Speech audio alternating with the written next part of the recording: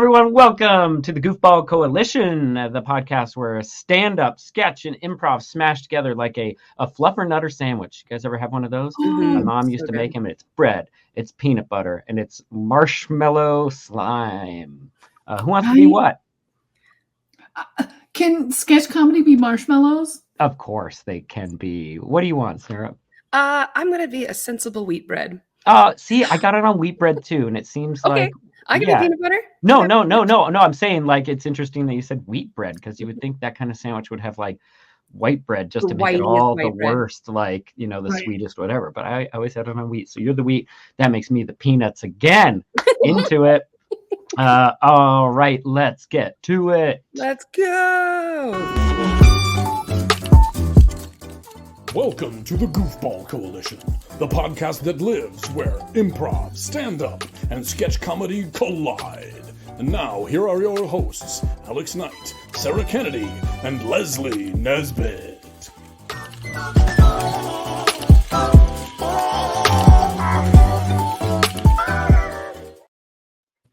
Hi, welcome back.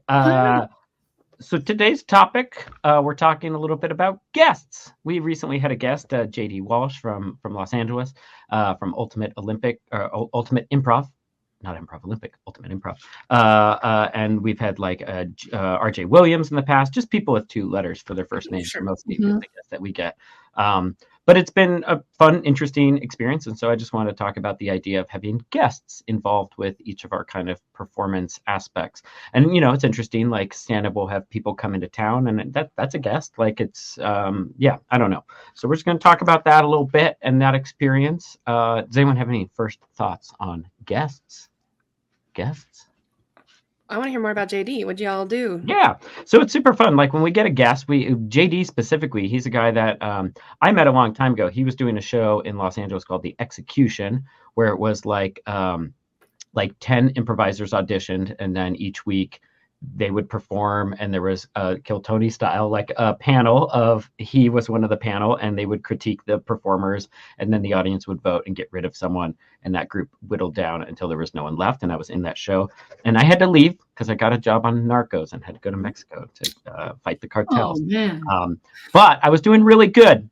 I was doing real good. I was real hopeful in that one, but I had to leave it. But so I knew JD from there, but more specifically, when he travels around family vacations or whatever, he hits up improv theaters and he goes, "Hey, I'm a good improviser. Can I perform with you?" Which is like, you know, scary and like a big risk if you don't know this person. Stand up, you can watch a tape of them. Maybe improv, they might have a tape or something. He's got a lot of film credits, and so in some capacity, you can always assume like, cool, at least this person's professional. They know how to act on a set and be, you know, invited back to more productions or whatever. But so the fact that I knew him, I could double vouch for him, and so we let him play. But we're I think at the show we're pretty big into the idea of having guests if they've got, again, it's lame, but some sort of credit, some sort of official documents that say I have improvised for a long time and I'm not going to destroy your show or I'm not going to be a monster.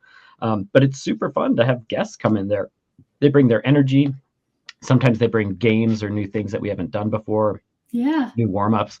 There's always a cute moment when they first arrive and the ensemble starts showing up one at a time for the call time, and it's like puppies, introducing puppies or kittens together. Keep them behind a door. They can smell each other first. But yeah, they're like, "Hi, who are you?" I'm me. I'm this part. But like we're all cut from the same cloth. Generally, we're all, you know, similar kind of vibes of people, and so it normally goes pretty darn well. But there's always a moment of awkwardness at the beginning when they're meeting the ensemble and stuff. But the last two we've had, again, JD and RJ, were like so great, really fun energy. The unfortunate thing is both nights. So JD came last weekend, and it was like Halloween weekend. So our ticket sales were super low. And when RJ was here, it was like a night of one of the craziest like rainstorms, windy rainstorms we've had in Albuquerque all year. So our ticket sales were super low, and it's like pretty embarrassing when you're like, we've got a guest, like our show is great, like our audiences are good, we're doing well for an indie comedy theater, and then the evidence is not there in the audience. But they have a great time, I feel, when they come, and then even then the audience fills out a little more than we expect. But I, as like the boss, kind of am panicking, like we gotta get more people in here to make them feel good. Yeah. So I think part of it is like we would just want to show off our scene. You know, Yeah. I'm sure it's similar to Dry Heat. You're like, Mark Maron, come fucking check this out. Like Go over here. we've got a cool, not just like you would be good for us, but I'm really proud of the thing that I've created, and you're proud of the thing. You know, we're all proud of the thing we've created. We really want to show people that it's awesome and that we have a great ensemble, that we're super fun to play with. And so yeah, it's been going well. I don't know. Do you have any similar experiences, Sarah? Yeah, I mean, so much about the like, who do you accept and when do you accept stuff is very similar to what we do at Dry Heat too. So like, we lean pretty heavily on vouches, just making sure that comedians that we know and love this person too. And then credits are always helpful, and it helps us kind of categorize them. You know what I mean? Like, it helps me know probably what kind of jokes they're going to have. And then usually we ask to see a tape. Like, it's nice if they'll send me but it's different, I think, for improv, because stand up, it's some of those jokes would probably show up too. And then, but with improv, it's kind of like, well, that night I happen to be very good at being a dentist and or patient. So like, you know, I don't think it's the same. It's harder to catch on camera. Yeah, our stuff will be like if they are a teacher. Like, I think RJ's a teacher at Second City. Like, if they're a teacher at an established theater, that's normally a pretty good sign that they're quality of some kind, whatever. Yeah. Yeah. It's also nice to know that they're experienced, because like with JD, we were like, hey, let's warm up. Okay, these are our let's do the tops and the bottoms, and here's the couple of the games that we're gonna maybe practice. And you know these other ones, right? Okay, now the show's starting. Like, you know, not really a lot of time. It's just like we know that you're experienced. So, and it's it's improv. So come on in, and here's our running order. Have fun. You know? So it's also nice to know that they have that. It was nice to email him and be like, what short form games do you like that you would like to play? Are there any new ones that we might not know? And he sent a list of, 5 games. It was like, cool, I know all of those. Like, nice. Yeah, he knows our general stuff. And then he even came in and he saw there was a board from one of our shows before, and we play a game called Three Things. And it's like, this person's bowling, but the bowling ball is a horse, and the thing is this. And like, it's a complicated game to even explain here. But he was just looking at the board. He's like, someone was playing Three Things. It was like, cool, this guy knows everything that we do. He's definitely fits or whatever. And then I went out and got a drink with him after, and he was very, like, the things we just talked about, the things we're proud of. He was very complimentary. He was like, you guys are very professional. It was really fun to play with you. You guys took really good care of me. Like, just the way that we come in and we warm up and we check in, and the ways that we do all that stuff was like, yeah, he was just impressed by that. And that was nice to hear that, like, the hard work we do, the annoying, lame, businessy aspect of it, like, he appreciated, because he knows that filters into allowing the improv to be as silly, wacky, and dumb as possible, because there's safeguards in terms of like the hosting is solid and like everyone knows the choreography and stuff. So yeah, that's so fun. I saw him as he was leaving, and he rolled down his window and he was like, I just love your community. It's like so full of love. And I just like love, like, that's how you, and I was like, that's our goal, man. Yeah. We just want to like love each other and have fun. And he was like, it's so nice. Yeah. Have that. And I was like, well, wasn't me, but I'm here. It's so funny to pat yourself on the shoulder for like love, but like, yeah, that is really what we preach and what we push and aggressively push into our students is like, fucking love each other. And it shows, I think. Yeah.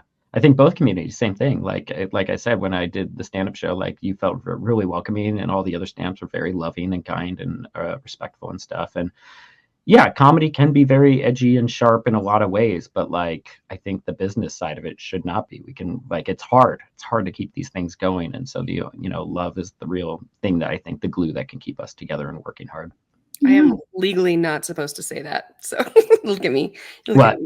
Like, you can't just be like, well, stand-up is very loving, accepting, and community building. Oh yeah. I'll get raked over the coals for that one. So no, it's not. It's a meritocracy, and the people who work the hardest. It's a matriarchy over there at Dry Heat. No, it's not. It is.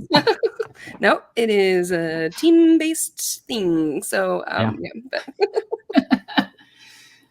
Teams. Only the toughest survive over there. No way. Yeah. So. Yeah, I mean, that is like a way some things are run, and I don't think they last as long. Like, how long has Dry Heat been around now? 2.5 years. We had our second anniversary in Seems like longer. June. Yeah. So it's nice. It's been such a story of it all, because we had 2 eras of it, like in its original location and then now in the annex. And it's just like it does make it when you have two eras of anything, it makes it seem like, oh god, Yeah, it's been I around guess forever. that's it. Like Right. Yeah. I Yeah. remember the old spot, like that kind of stuff. Years ago in the 20s. Leslie, have you ever done like a sketch show where, you know, a la SNL, like you have someone come in that is not part of the ensemble that but like plays a small part in there or whatever, or you have any future goals of doing that? Man, I know. I think the future goals, that would be super fun. I've never done that because I've always just been like a part of sketch teams, and then we'll put on a show. So there's Sure, not and like that's enough people minutes working hard running. enough. Yeah. Yeah. And it's not like consistent enough to have a guest Yeah. on, really. But I really do think that would be fun if you had like, I don't know, maybe like, I mean, I love SNL. So having a guest just kind of try to be in. I mean, it sketches. would almost be easy enough for the next Doodle show or whatever, just to, you know, we like to make goals and promises on this podcast, but like to have a sketch where there is like kind of an open part, and then you guys do book like Martin Heinrich for one night or this for like whatever, that they can just come in for, you know, a half hour before, and you're like, you put on this mustache and you wear this hat and you've got these 5 Cue lines. cards for you. Yeah. Yeah, or whatever it is. Like Yeah. there might be a way to ease in a special guest each night in like a loving, sweet, simple way, and that would When be we a did fun draw even. for the Funny Yeah. Cast, like 3 years ago when we did the SNL style writing program, like we had a bunch of them do, like it literally was like a week to write a whole show, and then we performed it on Saturday. We ended up having a guest, but mostly it was just a comedian, like a stand-up comedian, and they did the monologue. So they would like introduce them, and they came out to like give us all the time to get ready for the first sketch. Mhm. And they just did their stand-up set, and then we had them introduce a couple other things in it just to kind of have the rhythm of an SNL. Yeah. But even that, just having them do a monologue at the beginning or something like that too, where it's like, we got a great show, like giving it that vibe is also kind of Yeah, yeah. That's always fun. I think too, like when we're writing our sketches, we always like, we don't write it to where it's just going to be us, because we don't want to have it too constricted. We just want to write it and then see. So I know that, like, you know, maybe in the future, a future show that we do, we might have like a guest in that show or something. But yeah, that's something to think about. It's like more freaky, I think, because you want that they have to know the lines, and like, do you do cue cards? Like, it's all of that too. You could just make it to where it's a character that only says one line over and over again, and it's like the Mhm. punchline is like, "That's not your salad," or you know, like, and then you Yes. just like, be like, Martin Heinrich. Whenever we point to you, you just say, "That's not That's your not my salad," song. and then Yeah. I love how we're gonna have Martin Heinrich. It's Martin. It's Martin Martin. Heinrich. Mhm. Or you know, some panel where it's like three characters and an interviewer, and that character just never says anything. Like, Yeah. I don't know. Like, Yeah. Yes. you Yeah. sit in the chair, you don't say shit. You're just here for eye candy. Right. Kind of Yeah. like when they would do it on SNL, and it would be like Lindsey Buckingham was the guest, and they never got to him in the "What's Up with That" sketch. Mhm. What's up with that? Ooh-wee. Or even that, you can tease you have a special guest, and yeah, like you have to cut for time. Like, we're not going to get to it. Like Jimmy Sorry. Kimmel used to do with Yeah. Matthew, with Matt Damon. Yes. Mhm. Yeah. His Christian name, Matthew Elizabeth Damon. I think what's fun about that is it opens more doors for writing. Mhm. Because just bits, like that person's only gonna have one word. You know what I mean? Just bits Mhm. like that. That's fun to write around. That's Yeah, a fun ride around. that's a write around. We have fun writing around. Oh, I want more guests to come. I also think having guests come here is really nice because we're so professional and we have such a great show and we're like so talented. Mhm. Then they're gonna go back and Mhm. like talk us up, and it's Yeah. like, yeah, Albuquerque, you know.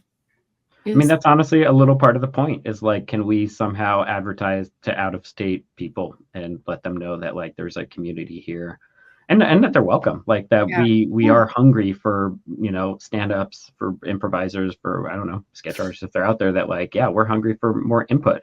Because it does feel like, it's always felt like New Mexico is a little bit of an island and that we don't have a lot of feedback or like input from that we're making up on our own, which is great. And I think the style that we've all created at Dry Heat and at the Box, it's a very unique style of improv and a style of stand-up and the way things are run. And it's like very cool, but it's also really nice to have input from other people and to see how things are done elsewhere. And I think that's important for us to also pop into those places and if not be guests, at least be guest audience members. But the way JD does it, well, he just hits up places. You know, I might do that in the future. Just be like, can I guest with y'all? We did that. They did that show about going out of town that episode a couple months ago too. I think it was before you joined us, Leslie, but we were talking about like, what is it like when I go out of town? I will say no, even on my honeymoon, dang it. Okay. But I didn't have to, I was booked on it. One show and I was gone for lots of time. But when we go out of town for any trips or whatever, I will always usually find some space or reach out to people I know in that city and ask if I could hop on a show or that kind of stuff. And it's totally possible to do for all of our sketch might be a little bit difficult, but I think. Let me guess at your sketch show. I'm great at memorizing lines. And I will also say that's another cool reason why we got to do the sketch jam is because that could potentially, if there was a guest from out of town that was like, you know, I had this one thing written and I did want to run it by, like it gives them a chance to jump into the community in a different way too. Jam it in. I think part of it for me, improv seems such like, again, a little community and a tight ensemble that like the audacity to think I could just plug into a group, but like seeing how JD does that, like, yeah, he's really good. And so as long as you're really good, you can, I think, hop in a group. A bad improviser, will hamstring your team or whatever for the night. But like, I feel like I could do it. I think, Leslie, if you popped into any improv show, like you would bring more to it than you take away for sure. So I don't know, just something to think about. It takes some cojones to say like, I'm good enough to be able to plug into your ensemble. But it's fun too. I was trying to think like, oh yeah, have I done that before? But I've only ever vacationed to the places I used to live. I go to LA and then I just hang out with my friends. So I don't really do that. I should though. That's great. All right. Any other thoughts on this one? Any thoughts? I love you. Aw, so sweet. We love you. Love you too. All right, let's go to segment 3. Let's Segment go. 3. That's so nice. Leslie, did you just finish today's, or have you not finished your final? Because we're recording this on the 31st. Do you finish your Inktober? I haven't drawn today's. Okay. Because it's landmark, and I had this theme throughout October that was going to be like horror scary, and I'm like, landmark, like what the hell? I mean, there's lots of haunted houses where lots of murders and stuff happen. Those are landmarks. Even the Liberty Bell is so scary. Jack the Ripper's favorite street. See, so yes, thank you very much. Done. The Salem witch trials. Salem. Just Salem. Just Salem. I'm related to two women that were burned there. No, who couldn't be burned, you know? Wow. Couldn't be burned. You're the unburned. You're the. Did you know that like this is so random and why, but witch trials I think only took place like for a year or something. I thought it took place over like 10 years. Oh yeah, no, it's just like a fad. It was like it was just like summertime fad. Yeah. Fad. I watched all of Agatha All Along, which was super witchy and super fun, and it was very good. Same. That was really good. Yeah. Focus 2 is playing at the dentist, and I did not like what I saw. No, it was not good. My first movie, great. It was a nice Sunday afternoon Halloween watch where you don't get much from it, right? I just rather watch that first one. The first Hocus Pocus came out during the summer. It was a July movie. Yeah. What? Yeah. That's weird. I hope for it.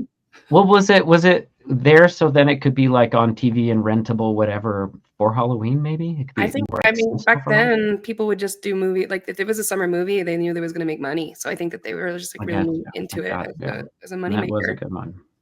Yeah. Weird. Can I tell you guys something really exciting? Please. My Meow Wolf opens today. So we're recording this on October 31st. And so the Meow Wolf in Houston opens on October 31st. And I'm a character in the storyline in it. And my picture is like in the very first room that you go into because it's all based around radio station Yeah. that gets lost in somewhere in the cosmos. Cool. And I'm an employee at the radio station, and You're part of the mystery or whatever? they even have right now you can go to ETNL, which is the name of the radio station, etnl.radio, and it's the website for the radio station, and you can listen to it live, and it's all of the like radio shows and stuff that we record while we're out like in our weird universe. And Oh, cool. Congrats. What a neat, excited. weird little job. it's one of those things where like I think about the guy who's the evaluator, like Yeah. in the Natural History Museum in Yes. the 90s, and he's still that. Like he could go Yeah. around and be like, well, you ever been to the Natural History Museum in Albuquerque, New Mexico? I'm that guy. Like I'm a museum exhibit thing. It's like it's a very weird Yeah. thing. If they ever take that away, I will riot. I know. It's my favorite part of the Natural History Museum. Yeah, it's the best. And the And light. when you I- get to make the teeth chew, I think that's So Yeah. scary. The whole thing was visceral with the It was little very rocks cool. moving up on the Yeah. sign, plastic rock. I have a thing at the Museum of Pop Culture in Seattle that I did, like some 3D sci-fi escape movie that I've never seen. Michael Ironside's in it as well. I got to see my him in the gosh. makeup chair. But yeah, so like similarly, I play some scientist. But like, yeah, it's fun to be like in a museum-y thing, maybe forever. Yeah. Like, who knows? go see it. Like Yeah. Kelly and I are going to Houston to go see it. Amazing. Cool. I've That al- is awesome. Hang out. It's to just go see. Yeah, it's weird. Yeah. I have a friend I used to work at the Museum of Science and Industry at specifically the U505 exhibit. Mhm. And there was a film of the, now I can't think of anything about it, but it was about the ship. Like they found the U505 and they're like, oh, we have to send the depth charges. And one of my friends is in that. So I would see him every day. Wait, that's not the time traveling ship, right? No. No, What am I thinking of? Never mind. I don't know. The DeLorean. The DeLorean. Yes, the DeLorean. DeLorean. No, the ship that they like apparently sent back in time. Something project. Whatever. I'll get you on the next segment 3. That's exciting for you. I'm very excited. Yeah, that's so cool. Very Like, cool. that'd be neat. How many Um, Meow-Wolves are there now? There are, well, at the time of 10,000. recording, there are 2 in Texas, 1 in Denver. People 2 in listen Texas. whenever they want to. 2 at Grapevine, Houston. Then there's Denver, Denver. Vegas, Santa Fe, and then the next one's in LA. No way. Do you know what that theme is going to be?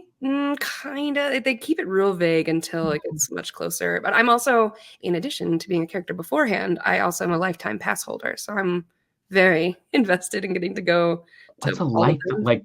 How do you get that? I won it in a contest when I still lived in New York. It was a social media contest, and I won it. And now I get 2 free tickets anytime I want to go to Meow Wolf and any Meow Wolf ever. And I get free tickets to the concerts.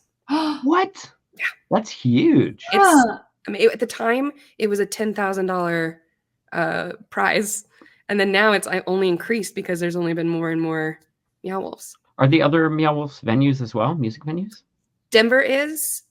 And so far, that's the only other one that is. But I Like, don't- it's really cool that they're expanding, but I'm also like, it was a really special, amazing thing that was Yeah. ours, and now Yeah. it's not. No, it's Because like bands playing Meow Wolf, they were like, "What is this? This is mind blowing." And now they're like, "Oh, we're playing another Meow Wolf." They're still cool. They're all Yeah. amazing. I love them all so much, but like, but yes, pretty well. expansion. Cool. Anything pluggables? Yeah.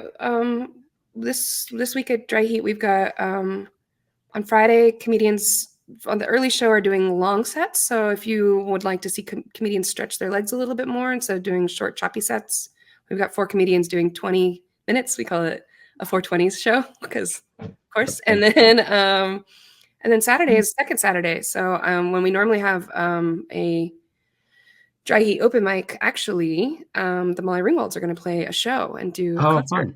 So that's cute. That's band, yes. mhm. I think Well- I'm going to be in the Alma show that night. Who you were going to be in it? Yeah, the cabaret. Yeah. Oh, yeah. The AAA Cabaret. It's a What are you great. doing in it? Hmm? What are you What are you doing in it? I don't know yet. It's going to be super dumb. I hope so. That's all I know. But it's solo performance of some kind. Yeah, it's going to be a solo thing. It's gonna, I love doing this. I did this stuff in Chicago a lot where I just like would be it like they would have shows where they're like, you get 10 minutes, do whatever you want.